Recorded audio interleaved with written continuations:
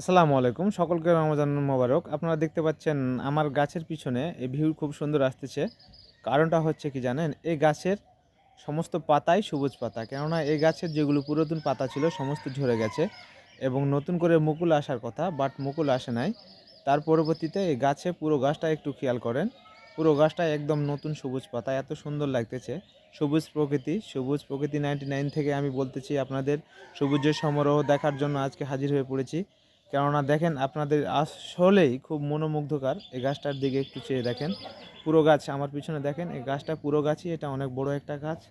সেখানে একটা আমও হয় নাই, বাট খুব সুন্দর পরিবেশ বা খুব সুন্দর প্রকৃতি মনে হচ্ছে।